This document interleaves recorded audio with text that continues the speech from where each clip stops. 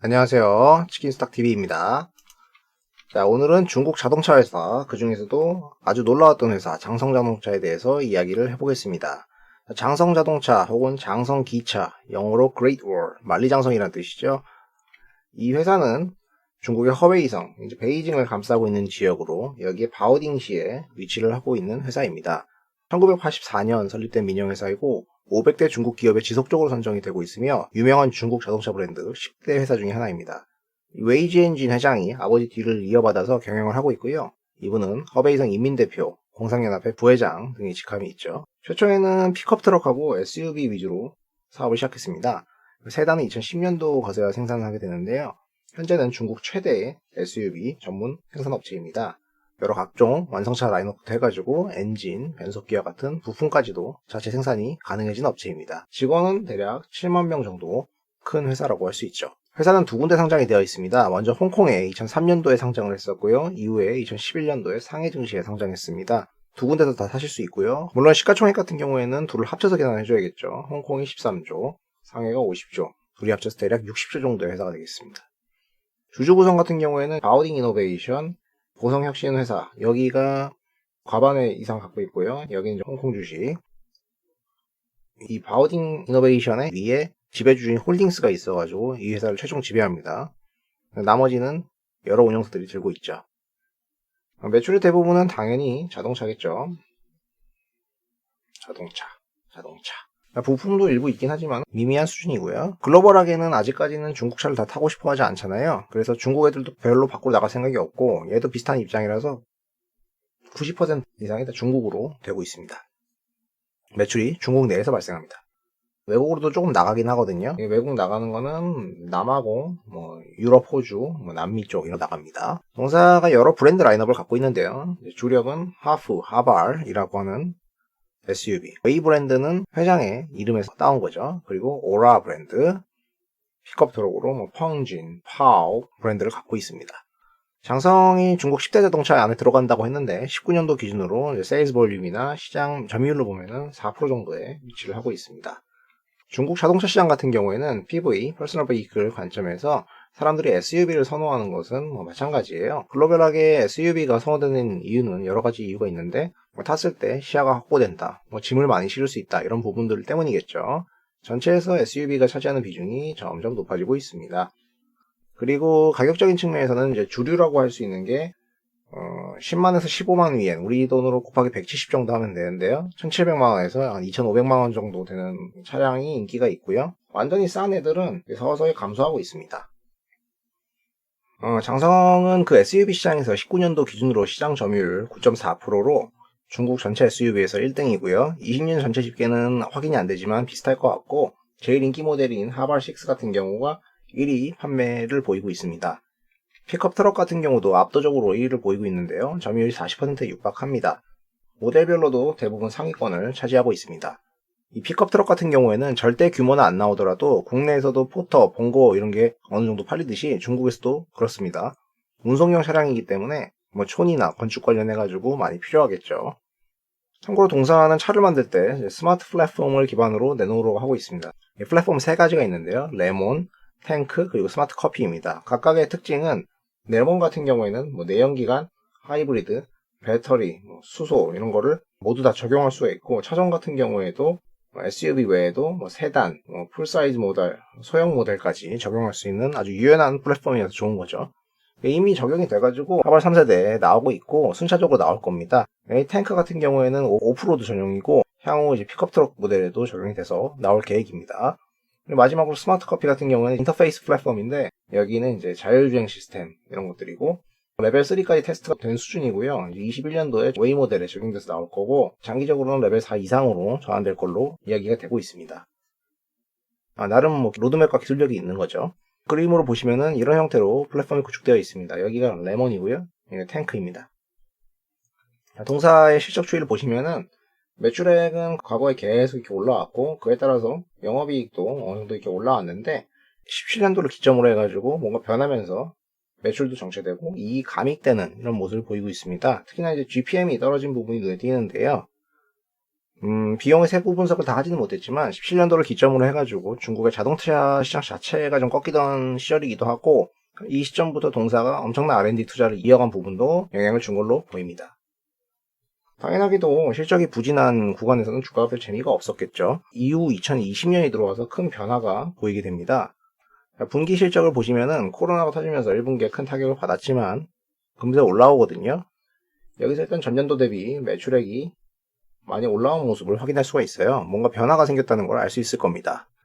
중국의 자동차 수요 같은 경우에는 2017년도부터 서서히 감소하기 시작했습니다. 이 막대 그래프의 색깔을 보시면은 체감하실 수 있을 겁니다. 여기서 이제 감소한 부분은 중국 정부의 세제 혜택이 사라졌기 때문이고요. 그래서 비리비리하게 있다가 코로나 터지면서 확 빠지고 다시 반등이 이렇게 시작되는데요. 이걸 이어간다고 치면은 이때 이제 줄어들었던 이제 기저효과를 감안해가지고 21년도에 드디어 올해 시장의 반등이 나올 거다.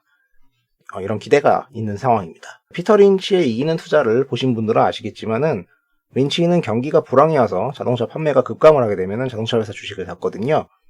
왜냐면 과거에 자동차가 전체적으로 봤을 때 큰 성장이 있는 섹터가 아니었다. 그러다 보니까 급감하면은 줄어든 부분이 다음에 돌아오면서 나오는 걸 노렸던 겁니다. 비슷한 맥락입니다. 중국의 자동차 생산량과 도매 판매, 소매 판매 현황인데요. 여러 애널들이 매월 이렇게 업데이트를 해요. 하지만 이거 단순히 숫자를 보는 건 아무 의미가 없죠. 자세히 보기 위해서 전년 동기 대비 증감률을 체크해 보니까 SUV의 경우 생산량이 5월부터 엄청 늘어났다. 그리고 판매도 잘 되고 있었다는 것이죠. 다른 쪽도 판매가 이렇게 올라오긴 하거든요. 근데 SUV만큼은 아닙니다. 주요 글로벌 메이커별로 보면은 볼kswagen 같은 경우에는 크게 회복을 못하고 있습니다. GM 같은 경우는 전체적으로 괜찮은 편이고요. 닛산, 쏘쏘, 마지막으로 현대 기아차 같은 경우에는 해마다 계속해서 감소 중이죠. 현대 기아차 같은 경우에 전기차나 수소차 혹은 애플카로 최근에 오르긴 했지만은 이런 부분에서 중국 시장에서의 경쟁력이 이제 없다 보는 경우가 많습니다. 자, 마지막으로 대망의 중국 로컬 업체들. 얘네들은 전반적으로 올라왔는데 특이하게 좀 많이 올라오는 애들은 제일자동차, 광저우자동차, 기리자동차, 장안자동차, 그리고 장성차가 있습니다. 특히나 장안하고 장성은 계속 올라오고 있는데요. 장안 같은 경우에는 이제 적자가 심해서 보기가 그렇고요. 장성 같은 경우에는 애초에 변화가 4, 5월 달부터 캐치가 가능한 부분이었습니다. 상당한 시간 전부터 이미 확인할 수 있었어요. 자, 올해 동사가 내놓았던 3세대 하발 H6 같은 경우에는 평이 좋았거든요. 가격대도 나쁘지가 않고 그거 대비 차체나 내부 구성, 주행거리 이런 부분 전반적으로 좋다는 평가를 받았어요. 좀 열심히 찾아보면은 이거를 모니터링을 할 수가 있거든요. 그래서 중국 어플이나 사이트를 통해서 중국에서의 차량 판매를 추적을 해봤다는 겁니다. 그랬더니 하발6가 7, 8월 달에는 전체 차량 판매에서 5위권 정도였는데 요 판매량이 갑자기 껑충 뛰어 올라와서 11월 달에는 배로 뛴 거를 확인할 수가 있었습니다. 전체 차량에서 1위가 됐다는 거죠. 자, 결과적으로 2020년도 12월에도 장성차는 생산이 23% 증가하게 되고 판매가 41% 증가로 마무리하게 됩니다. 누적으로는 연간 5% 정도 많이 판매했다. 코로나 전국에 이 정도면 훌륭하죠. 차종별로는 12월에 하발이 34%, 웨이가 7%, 오라가 380%, 픽업 트럭이 40% 성장을 보였으며 새로운 차종이 또 출시될 예정이기 때문에 신차 주기가 우호적으로 적용할 것으로 보입니다. 자, 다음은 동사의 전기차 이야기를 하겠습니다. 전기차 같은 경우도 그렇게 약하지 않습니다. 오라라는 브랜드가 있어요. 이런 형태 위에 이제 씌우겠죠. 경차를 파는데요. 고양이 시리즈입니다. 헤이마오, 흥묘, 바이마오, 백묘, 하오마오, 좋은 고양이. 좀 고양이같이 좀 생겼습니까? 등소평이 과거에 흥묘, 백묘론, 검은 고양이든 흰 고양이든 쥐만 잘 잡으면 된다 했는데 얘네가 딱 그거예요. 뭐 하나라도 잘 팔리면 되지. 제일 잘 팔리는 모델은 흥묘입니다. 이렇게 충전을 하죠. 하오마오 같은 경우에는 동사의 네 번째 전기차 양산인데 대략 1,800만원부터 한 2,400만원 정도까지 전기차 중에서는 비교적 싼 모델이라고 할 수 있는데 배터리를 인산철 FP를 쓸 경우에는 400km, 3원계를 쓰면 500km까지 갈 수 있고 충전하면 30분 만에 한 80%까지 채울 수 있다고 합니다. 성능이 괜찮다는 평이 있고요. 얘는 이제 경차잖아요. 젊은 친구들한테 인기가 좋다. 전기차들이 다 그렇듯이 내부가 꽤 이렇게 넓어지기 때문에 밖에서 보이는 것보다 꽤 쾌적하고 안에 음성, 안면인식, 그리고 결제 시스템까지 있어가지고 얕볼 게 아닙니다. 최근 들어서 예약률이 올라오고 있어요.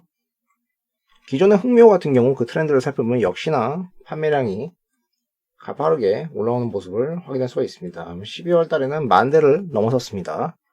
중국 20년 11월 전기차 판매를 모델별 대수로 봤을 때는 장성의 흑묘가 순위로는 3위입니다. 그리고 회사별 전체 판매 대수로 봤을 때는 상하이 GM우링, BYD, 테슬라에 이어서 4위에 위치하고 있어요. 규모는 좀 상대적으로 차이가 나지만은 성장세는 뒤처지지가 않습니다. 전기차도 자기의 특정 엣지가 있는 부분에서는 잘하고 있다. 참고로 20년의 연간 순수전기차 관련 업체들 판매를 보면은 테슬라가 글로벌하게 50만 대를 판매를 했거든요. 그래서 압도적 1위인데 나머지 애들은 다 중국 애들입니다. 상대적으로 작은 애들이긴 한데 얘네들 성장률은 꽤 나옵니다. 그래서 중국 애들이 전기차를 정말 사업을 많이 하고 있고 또 투자도 많이 받고 있습니다. 테슬라 같은 경우 현재 50만 대 중에서도 대부분 중국에서 판매가 될 텐데 앞서가는 건 사실이지만 방심할 수는 없겠죠. 자, 글로벌 전기차 시장 같은 경우에는 결국 시간 문제지만은 30년도까지는 어느 정도 열릴 걸로 보고 있고 아직까지 과반의 시장이 중국에 의존해 있는 상황이거든요. 실질적인 차 사용과 관련된 충전 인프라 같은 경우도 중국이 압도적이고요. 이 시장을 테슬라가 다 먹지는 못할 겁니다.